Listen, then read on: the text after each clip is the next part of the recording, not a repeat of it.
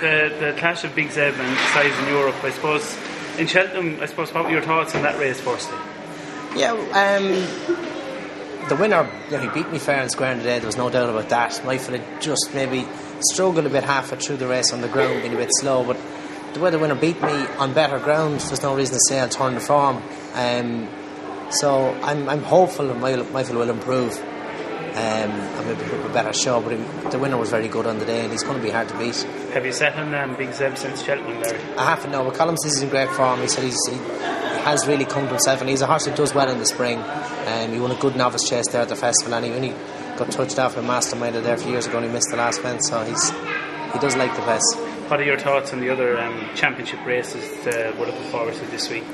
Well, Cato Star coming over for the Gold Cup, that's a massive one, and it's going to be very hard to see him being beaten. I couldn't say anything in the race yet, but either way it'll be an impossible job to try and beat him, and it's good for racing, good for Ireland to get him over. The champion hurdling is going to be a great race too, with Hurricane Fly and possibly Binocular and Menorah, so that'll be hot stuff. Oh, I think it is fairly open. Binocular, I think there's more to come from him.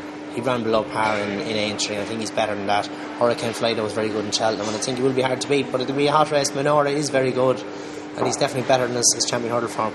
Gary, what makes the Punchestown Festival such a special festival?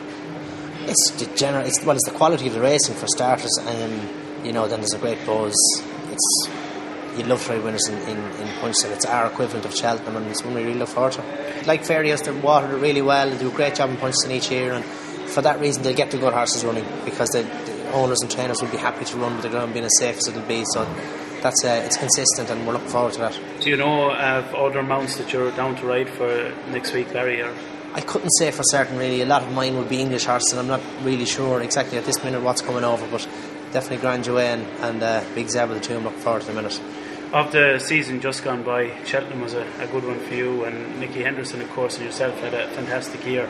Looking forward now to next year's National Hunt season, of the horses that you rode this year, is there one in particular that stands out that you think is going to be something special in the years to come? Yeah, Finian's Rainbow, horse who won an Aintree. He was second in the Arkle. He's a horse I've been mad about as a novice hurdler. I was looking forward to him going novice chase, and he's done really well. And he could possibly be a champion chase contender next year, so there's plenty of exciting horse there, but we'll get through this season before we worry about next one, I suppose. And Barry, could you give us one winner for next week, or guide us in the way of the winner? I hope Big Zeb can turn the tables with Size in Europe.